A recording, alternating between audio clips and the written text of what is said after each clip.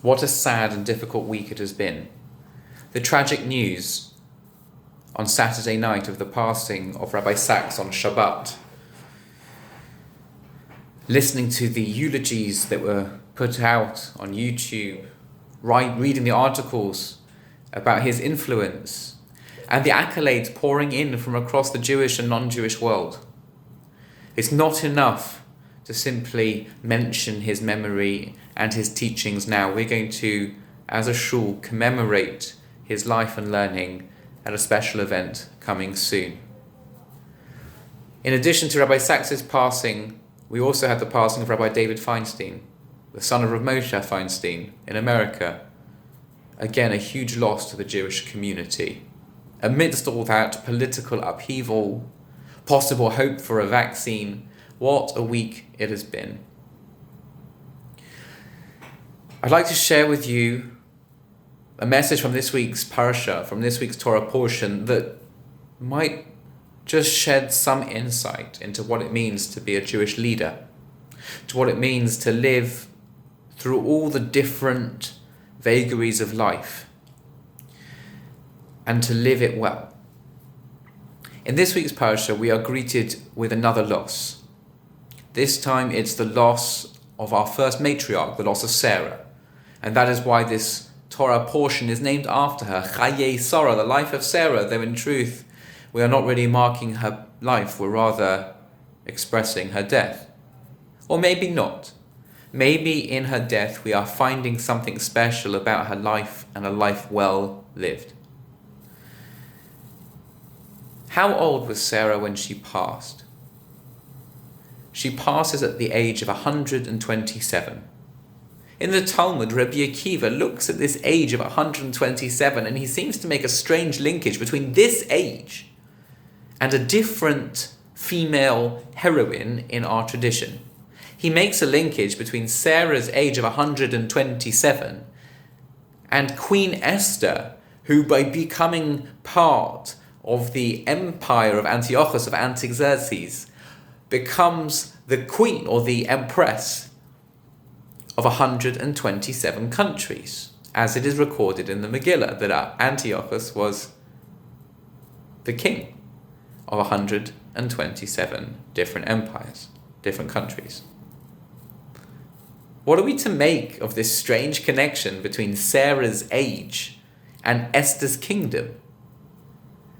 For sure, they're both female, they're both heroines, they're both very righteous people, they're important people, but there are many other female heroines in our literature, not to mention the other matriarchs. There's Yael, there's Devorah, there's Miriam, there's many other people that we could be referring to. So what is this connection that Rabbi Akiva in the Talmud seems to make? Let's think about Sarah. Originally her name was Sarai, or Yiska. Sarai meaning my princess, Yiska meaning princess. Her name gets changed from Sarai, my princess, meaning Abraham's personal princess. Her name gets changed to Sarah, the princess of the whole world. But does she get to experience that sovereignty during her lifetime? No. It's only later on that she'll have a descendant, a daughter no less, many generations later, who will be queen of the world.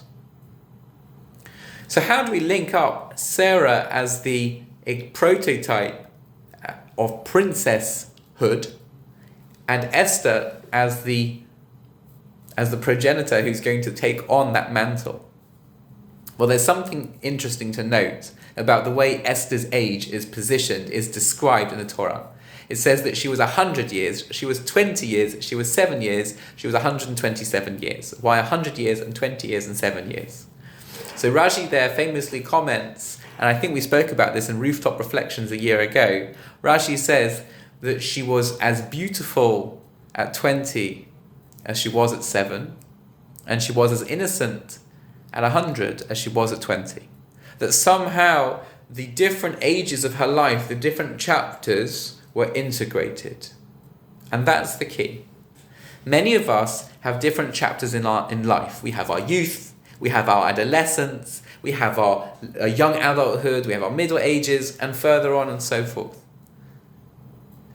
And we sort of put each chapter as a separate epoch in our life, as separate parts. I was doing that then, I'm doing this now. But we don't integrate it into a complete whole. Sometimes we want to leave the past behind, even. Sarah was not like that. Sarah drew all the disparate parts of her life together into an integrated, unified whole.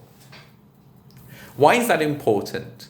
That's important because if Sarah is the princess, Sarah, princess of the world, then she needs to not just integrate her own self, she needs to be an integrator for others. What is true leadership? True leadership is not to divide and conquer. It's not to create different factions and focus on the fracture points of society. No, true leadership is to bring different parts together, to integrate them into a whole. We have to look to the leaders of today to see leadership not necessarily done in that ideal state. Sarah was 100 years and 20 years and 7 years, 127 years because she integrated it all. Esther finally would be a princess, a queen no less, to a nation of 127 countries joined together. And she would finally, on a national level, do what Sarah did on a personal level and integrate those 127 parts all together. That's why Rabbi Akiva draws the connection.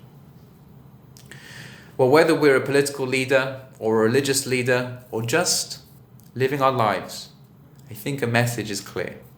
You want to have a healthy, whole person, a healthy, whole society. It's not appropriate, it's not the right way to start cutting off parts of ourselves or cutting off parts of society. Bring them all together and make them as beautiful as Sarah and as Esther. Shabbat Shalom.